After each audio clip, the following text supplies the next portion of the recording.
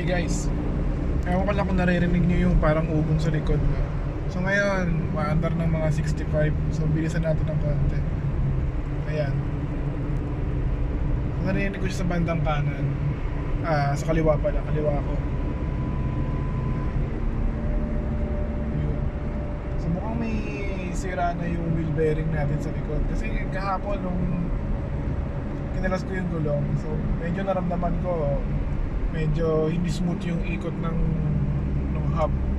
So ito, palitin na to.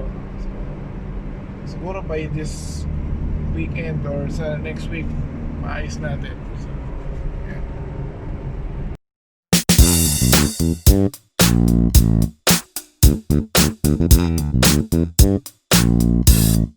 Ayan, confirm ko lang na sira talaga yung bearing, no? Ayan, pakinggan nyo.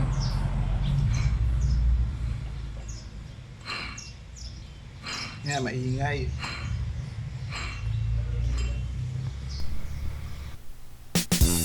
Shoutout nga pala kay John Manuel Hamono. So, kayo. Salamat sa support sa channel. So, andito ako sa AD Garage ngayon. Sa kaibigan ko si Aaron.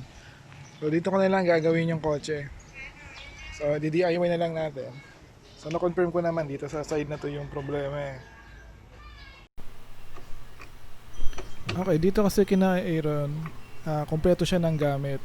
So may floor jack, may air tools. So hindi tayo mahihirapan mag DIY dito.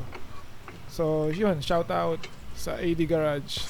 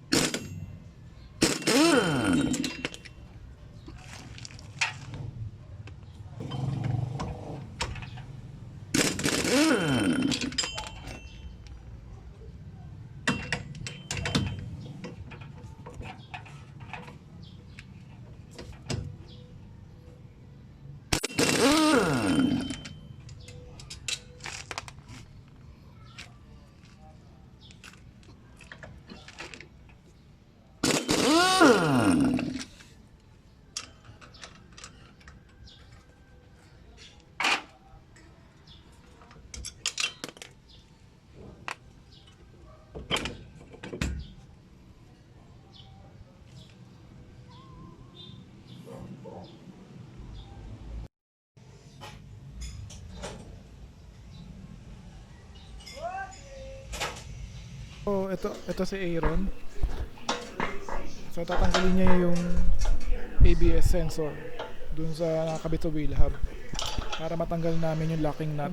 Tipokbok. So andito kami sa auto supply. So walang koyo. So binigay sa akin ay Thailand na brand. So siguro okay na yon. So Bale sila na rin yung nag-press in and press out. So dito dinagdagan ko pa ng konting grasa yung bagong bearing.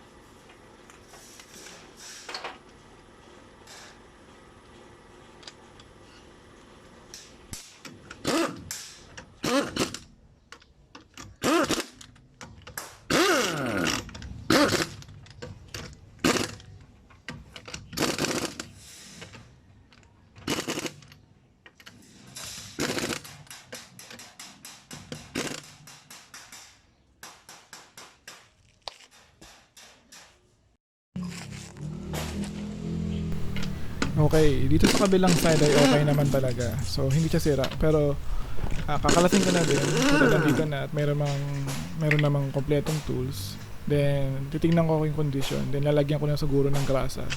Then ibabalik ko ulit.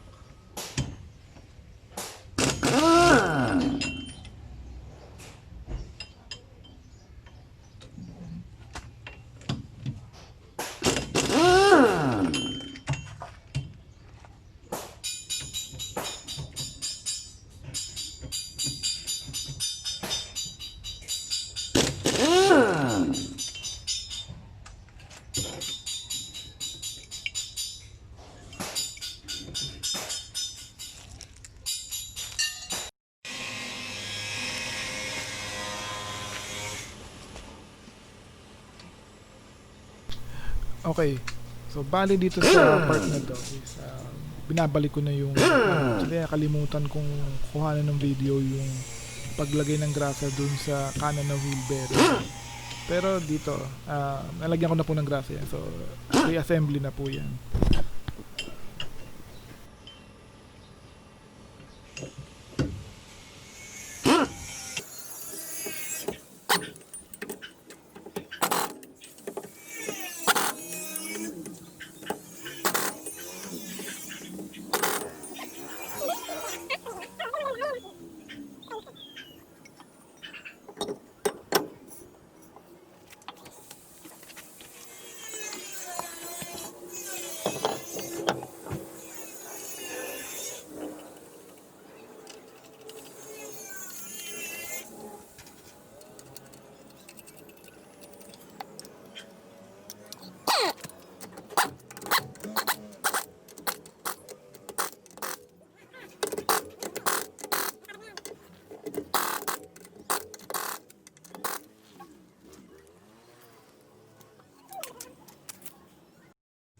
Okay, so yun guys, na-road test ko na ngayon. So wala na yung ugong. So naayos na natin.